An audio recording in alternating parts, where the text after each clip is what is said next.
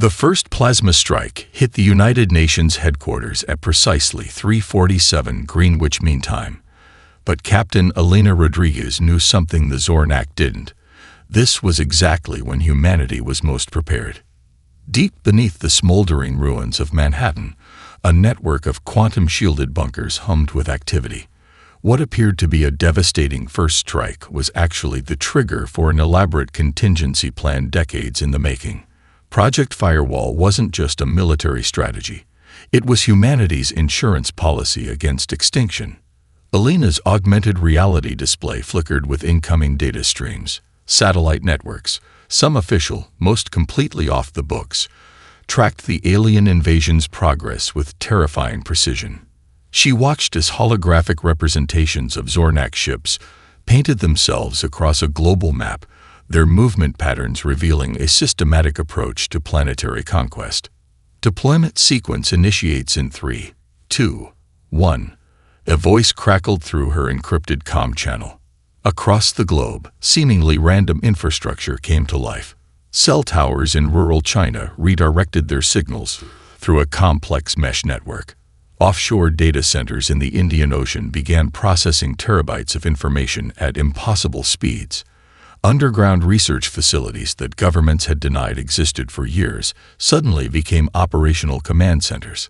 The invasion wasn't catching humanity off guard. It was walking into a meticulously prepared trap. Dr. Yara Okonkwo, lead researcher of the Distributed Defense Initiative, watched her screens with a predatory smile.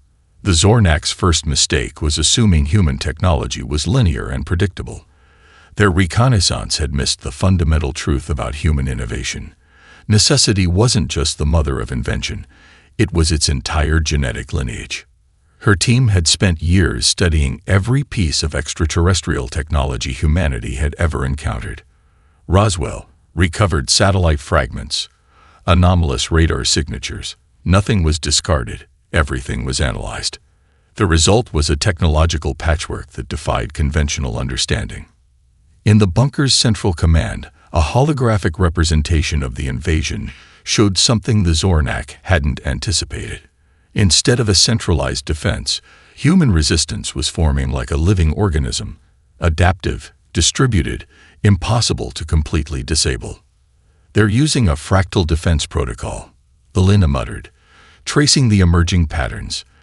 Each node can function independently and reconnect dynamically. Military strategists from every continent were already in motion. This wasn't going to be a traditional war of territories or resources. It was going to be a conflict of fundamental paradigms, and humanity was about to demonstrate why it had survived on a planet that tried to kill it every single day. A secondary communication network began to activate. Not the official channels, those were already compromised, but the backup systems, amateur radio operators, private satellite networks, even repurposed gaming communication platforms suddenly became critical infrastructure. In low Earth orbit, a series of research satellites that were officially decommissioned, transformed. Solar panels realigned, communication arrays expanded, and defensive systems came online. These weren't just satellites. They were the first line of humanity's adaptive defense grid. "Incoming transmission," a technician called out. "It's fragmented. Looks like it's coming from multiple sources simultaneously." The message was a coordinated burst of information. Partial schematics, energy signature analyses, potential weaknesses in the Zornak ship's quantum shielding. It wasn't just data. It was a global collaborative effort happening in real time. Dr. Okonkwo's eyes narrowed. They're already reverse engineering the invasion technology. Look at how quickly the data is being processed and distributed. What the Zornak saw as a vulnerable planet was actually a networked superorganism. Every human was a potential sensor, every system a potential weapon. The invasion wasn't just being resisted, it was being studied, analyzed, and prepared for. Elena adjusted her tactical display. The first wave of human response was about to begin, and it would look nothing like what the Zornak expected. "Initiate Protocol Prometheus," she commanded. The bunker around her thrummed with potential energy. Humanity wasn't just going to survive, It was going to turn this invasion into the most elaborate lesson in galactic history. Outside, the first Zornak ships continued their descent, completely unaware that they were already being dissected, understood, and prepared for in ways their computational models could never predict. The real war was just beginning. The abandoned lithium mine in Bolivia wasn't supposed to exist on any official record, but for Dr. Akira Chen, it was the perfect crucible of human defiance. Massive cooling systems lined the underground chambers, managing the incredible heat generated by experimental quantum processors. Holographic displays danced with alien circuit diagrams, each projection a fragment of captured Zornak technology being systematically dismantled and reimagined. "Structural resonance is breaking down at the molecular level," muttered Dr. Ramirez, her fingers dancing across a haptic interface. A young programmer named Kai watched in fascination as alien circuitry transformed under their collaborative assault. What the Zornak didn't understand was how quickly humans could adapt. Their invasion protocols were built on millions of years of incremental technological development. Linear, predictable. Humanity operated differently. They didn't just innovate. They cannibalized and reimagined. A notification pinged. Another global node had successfully infiltrated a Zornak communication subnet. In a makeshift control center beneath Sao Paulo, Maria Gonzalez, a former telco engineer turned resistance coordinator, was orchestrating a different kind of warfare. Her team wasn't just defending. They were turning the invasion's own communication networks against it. "We've identified 17 distinct frequency modulations in their quantum communication array," she reported to a global conference call. The speakers were a motley crew: a retired NSA cryptographer in Montana, a quantum physics professor in Tokyo, a systems engineer from the African Union's Technology Consortium. Kai watched a series of algorithm cascades take shape. Each line of code was a weapon, each subroutine a potential breach in the alien defense systems. They were writing a new language of resistance, one that the Zornak's computational models could never fully anticipate. Beneath the mine, a massive server farm hummed with potential. These weren't just computers, they were the distributed neural network of human resistance. Every captured alien fragment, every intercepted transmission became another thread in an increasingly complex tapestry of technological warfare. Confirmation from the Lunar Research Station, a technician called out. They've successfully reverse-engineered the plasma shielding mechanism from the first wave of invasion ships. Dr. Chen smiled. The lunar station wasn't just a research facility. It was humanity's first extraterrestrial fortress. Established decades earlier as a joint international effort, it had been preparing for this moment longer than anyone knew. In orbit, repurposed communication satellites began a complex dance. What appeared to be random signal interference was actually a carefully orchestrated information warfare campaign. The Zornak would find their own communication networks turning against them, creating phantom signals, false coordinates, impossible computational loops. Kai noticed something peculiar in one of the alien circuit diagrams. "The quantum entanglement matrix," he muttered. "It's not just a communication system. It's a computational vulnerability." Dr. Ramirez leaned in. "Explain." "Their entire network relies on a centralized quantum encryption protocol," Kai said, his fingers already dancing across multiple interfaces.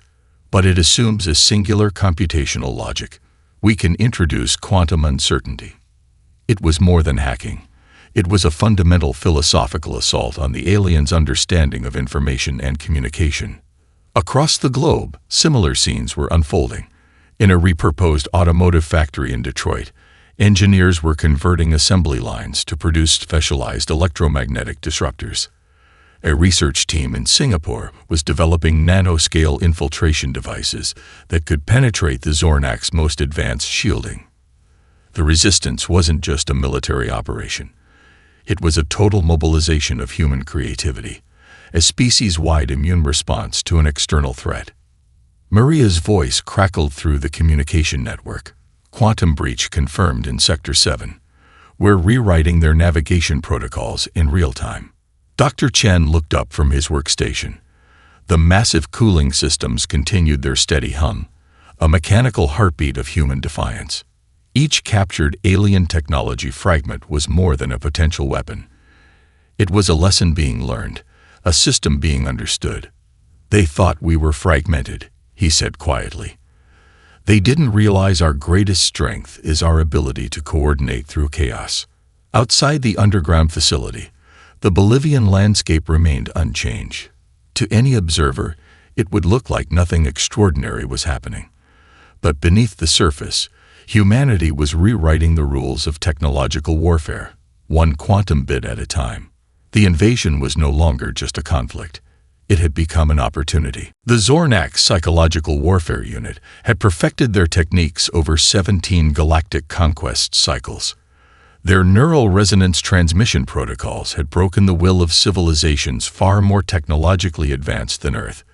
They approached humanity with the cold confidence of an undefeated predator.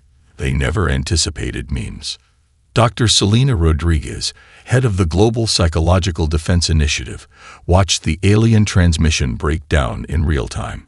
What was meant to be a paralyzing psychic assault was being transformed by human information networks into something entirely unexpected. The first transmission, designed to induce collective despair, lasted exactly 37 seconds before internet users began turning it into viral content. Meme generators were creating absurdist remixes. Comedians were crafting stand-up routines. Social media influencers were using alien psychological weapons as backdrop for dance challenges. They're weaponizing humor, muttered Commander Aaron Kimothy, watching the global response. It's like they're inoculating themselves against psychological warfare through pure, weaponized absurdity. A teenage hacker in Buenos Aires discovered that the neural resonance transmission could be subtly modified to trigger uncontrollable laughter. Within hours, modified versions were circulating through underground networks. Zornak communication channels began experiencing inexplicable audio glitches that sounded suspiciously like poorly timed laugh tracks. The alien strategists discovered something fundamentally terrifying about humans. They didn't just resist psychological manipulation. They found it entertaining. In Tokyo, a collective of neuroscientists and media theorists was dismantling the alien transmission at its quantum informational level. They weren't just blocking the psychological attack. They were studying its fundamental structure, turning each attempted manipulation into a learning opportunity. Dr. Rodriguez's team had discovered something extraordinary. Human consciousness wasn't a singular, predictable system. It was a complex, adaptive network that could transform external stimuli in milliseconds. Where the Zornak saw a unified psychological target, humans presented a moving, shifting landscape of individual and collective responses. They're treating psychological warfare like an improvisational comedy, one of her analysts noted. Every attack is just raw material for a new form of cultural expression. The Zornak had conquered civilizations by understanding their fundamental psychological vulnerabilities. Humans presented something entirely different, a species that could weaponize its own psychological instability. A transmission intercepted from a Zornak command ship revealed their growing frustration. The humans weren't just resisting. They were enjoying the conflict. In Mumbai, a group of call center workers began creating elaborate phone scams targeting Zornak communication networks. Each call was a performance piece, a psychological judo move that turned alien communication protocols into elaborate jokes. Technical support teams transformed into psychological warfare units, using humor, bureaucratic complexity, and pure human unpredictability as weapons. Commander Kimathi watched a compilation video where humans were using the aliens' fear-inducement frequencies to create elaborate dance remixes. They're not just resisting, he said quietly. They're having fun. The psychological warfare wasn't just failing. It was being consumed, transformed, and weaponized by human culture itself. A neural linguist in Stockholm discovered that human languages, with their inherent ambiguity, multiple contextual meanings, and complex metaphorical structures, were essentially incomprehensible to the Zornak's linear communication models. Every attempt to psychologically manipulate humans was getting lost in translation, transformed into something entirely unintended. Their entire communication model assumes rational, predictable responses. Dr. Rodriguez explained during an emergency global briefing. We don't have rational, predictable responses. We have internet memes, sardonic humor, and an entire species that treats psychological warfare like performance art. The Zornak had mathematical models for cultural resistance. They had protocols for societal breakdown. They had strategies for inducing collective trauma. They did not have a protocol for an entire species that responded to existential threat with jokes. Another transmission arrived. This time, instead of a psychological weapon, human networks had transformed it into a global collaborative art project. Musicians were creating soundscapes. Visual artists were generating complex interpretive works. Comedians were writing entire stand-up routines based on the alien communication. Commander Kimethi looked at Dr. Rodriguez and said the words that would later become legendary. They're not just fighting. They're curating the apocalypse. Humanity wasn't just resisting psychological warfare. It was thoroughly, comprehensively, and hysterically enjoying the process. The abandoned particle accelerator complex in Chile's Atacama Desert represented humanity's most audacious technological gambit. What had once been a cutting-edge research facility was now the epicenter of humanity's most radical technological response to the alien invasion. Dr. Imani Okeke stood before a holographic display that looked more like a living, breathing organism than a traditional computer interface. Her team represented a deliberate paradox. Specialists who had been considered too radical, too unconventional by their previous institutions. Now, they were humanity's last hope. Quantum entanglement isn't just a communication method, she explained to a global conference of scientists, her voice resonating through encrypted channels. It's a vulnerability we can exploit. The accelerator had been transformed. Where it once explored the fundamental particles of the universe, it now became a weapon of pure information warfare. Each superconducting magnet had been carefully repurposed, each energy conduit redesigned to do something the Zornak could never anticipate. Kai Chen, the young programmer from the Bolivian resistance base, had developed something that defied traditional computational logic. It wasn't a program. It was a living algorithm that could adapt, mutate, and respond to alien technological systems in real time. We're not just breaking their encryption, Kai explained to Dr. Okeke. We're creating a form of technological immune response. Each interaction teaches the system something new. In orbit, the repurposed International Space Station had become something entirely different. No longer just a research platform, it was now a distributed computing node that was systematically dismantling alien technological infrastructure. Dr. Elena Rodriguez, a different Rodriguez from the military command, had spent years studying extraterrestrial anomalies. Her team had collected every fragment of non-terrestrial technology humanity had ever encountered. Roswell debris, unexplained satellite fragments, anomalous radar signatures. Nothing was discarded, everything was analyzed. The result was a technological patchwork that defied conventional understanding. Look at this, she said, projecting a complex holographic model. The Zornak technology follows a linear progression. Predictable. Efficient. But efficiency is a weakness when you're facing a system that thrives on chaos. In a converted semiconductor factory in Shenzhen, engineers were creating something that looked more like living technology than traditional electronics. Nanoscale systems that could self-modify, self-repair, and most importantly, learn from each interaction. A breakthrough came from an unexpected source. Dr. Aisha Patel, a biotechnology researcher, discovered that the alien technological systems had a fundamental flaw. They treated information like a closed system, something to be controlled and managed. Humans treated information like a living ecosystem.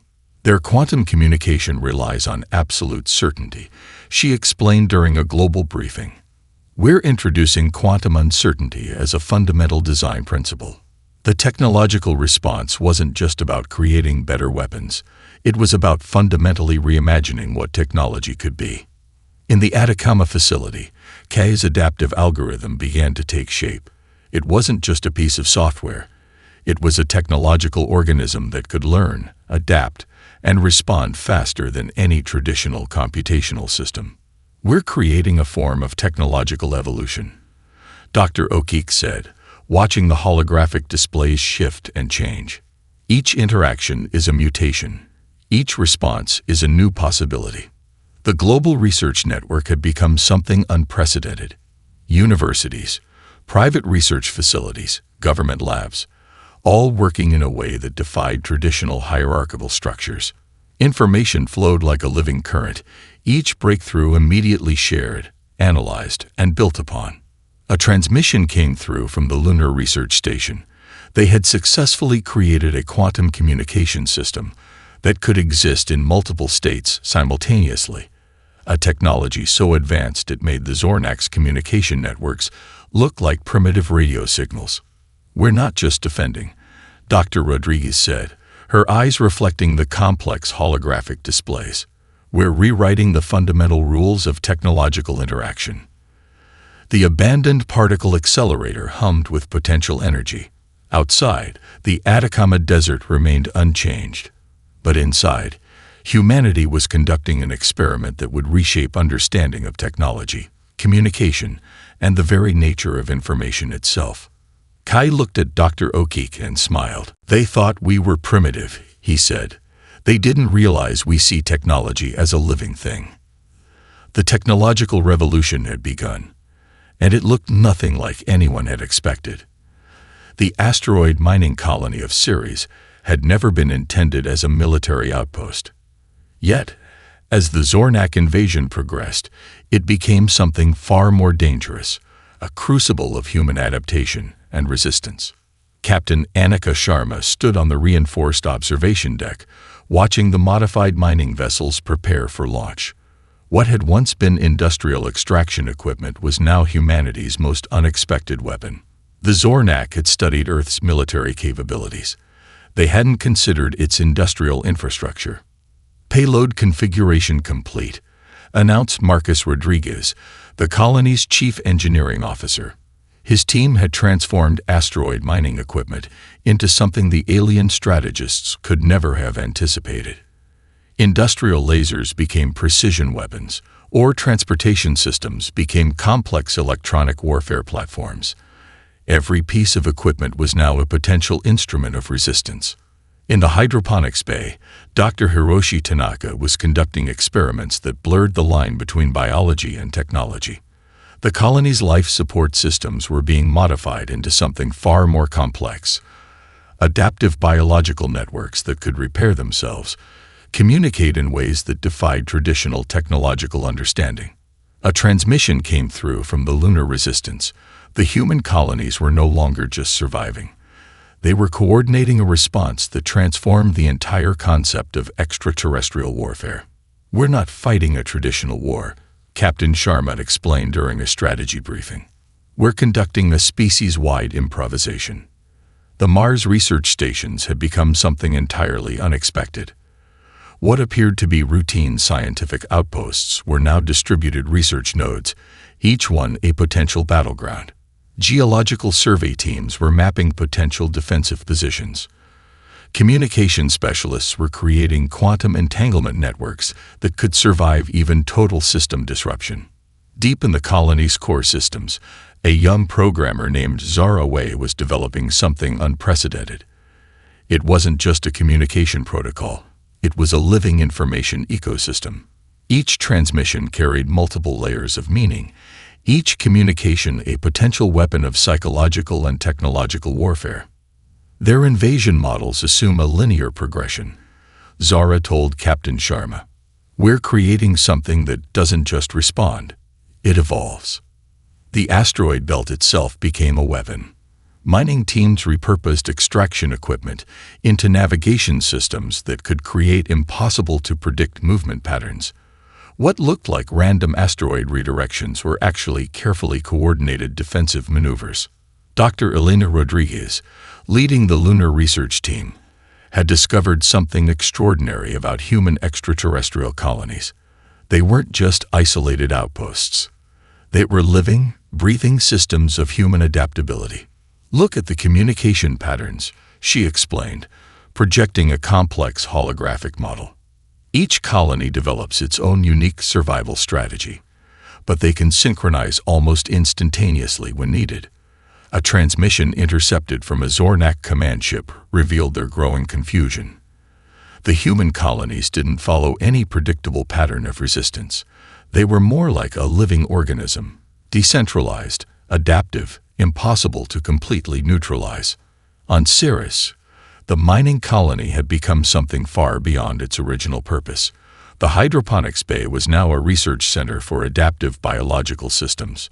Industrial fabrication units were producing technologies that defied traditional understanding. Every system was being reimagined, repurposed, transformed. Marcus Rodriguez watched as a group of miners repurposed a massive ore transportation laser. "They think we're just workers," he muttered. "They don't realize every one of us is a potential strategic asset." The colony's communication systems had become a work of art. Quantum entanglement networks that could transmit information in ways that made traditional communication look primitive.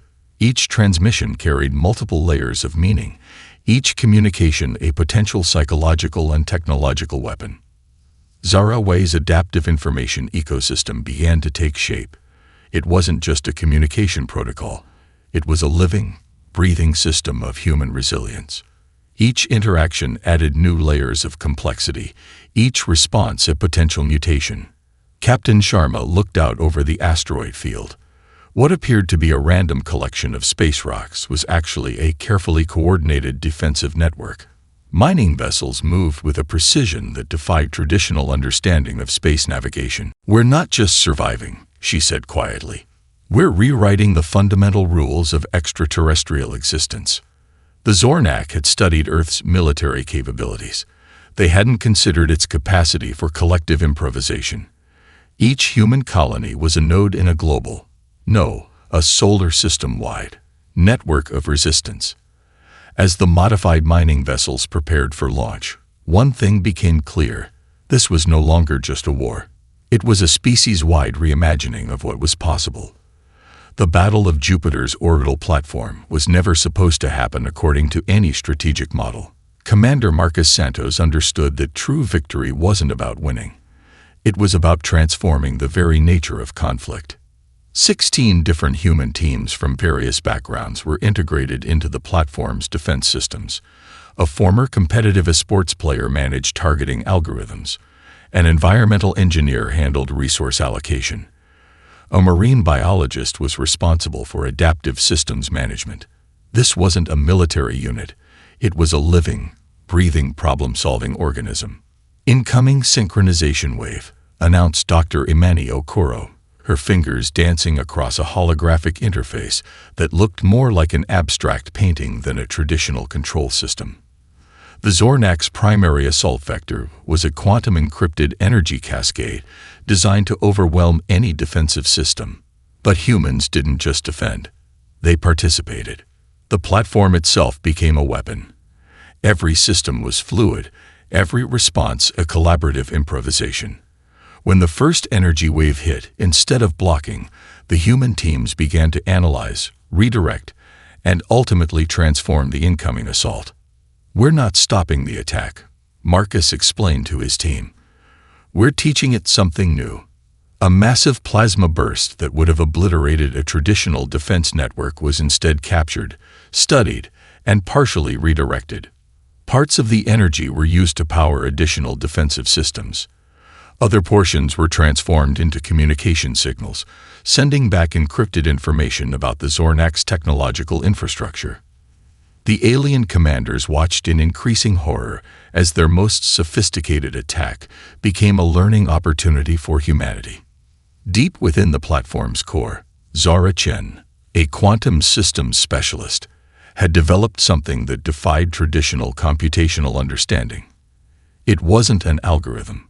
It was a living information ecosystem that could adapt faster than the Zornak could recalculate their strategies. "Look at the energy harmonics," she said, projecting a complex holographic model. They're treating this like a mathematical problem. We're treating it like a conversation. The platform's defensive systems began to sing.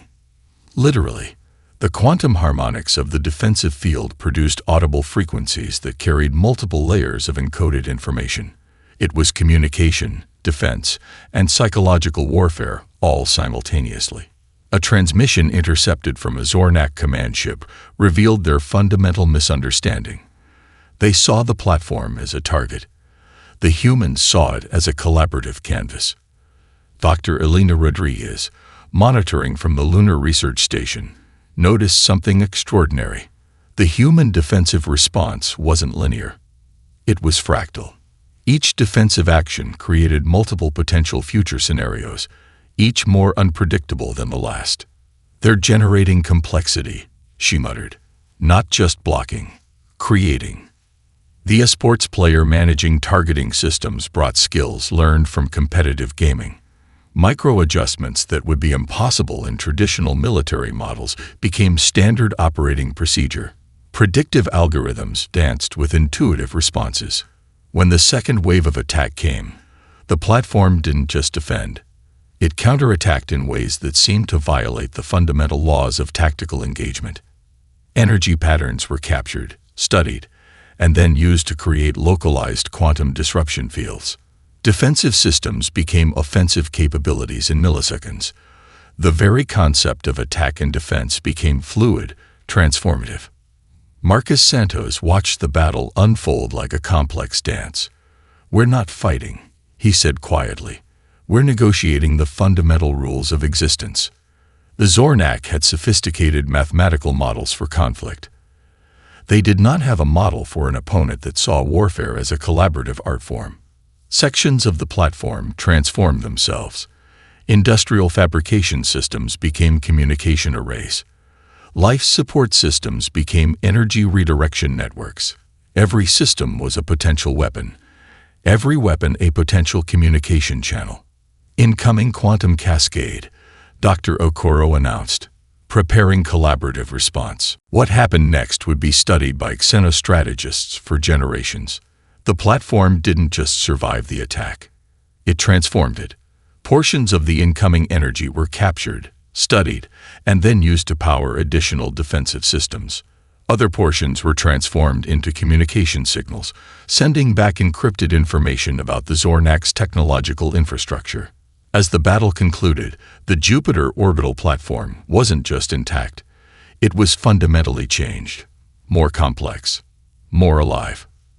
Commander Santos looked at his team, a collection of specialists who would never have worked together under traditional military structures, and smiled. "They thought we were fighting a war," he said. "We were actually having a conversation."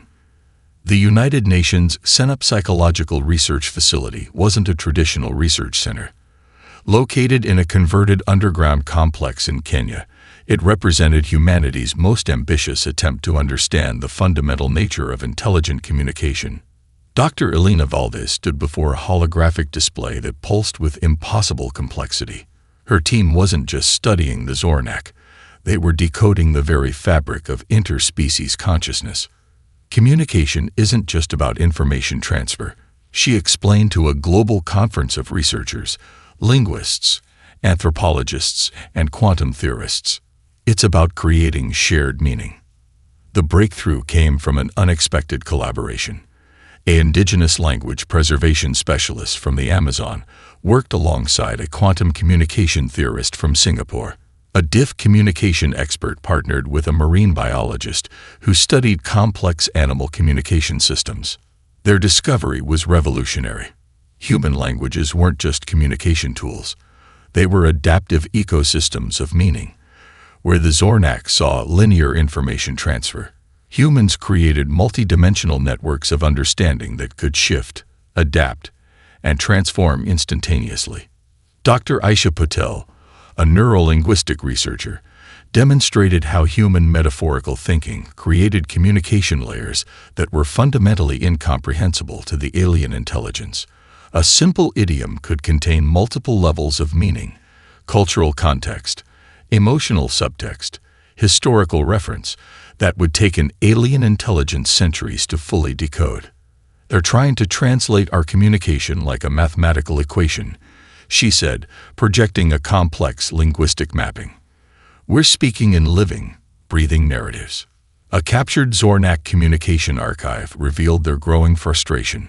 Human communication defied their most sophisticated translation algorithms. What appeared to be random noise was actually a complex, adaptive information system. The research team discovered something extraordinary about human consciousness.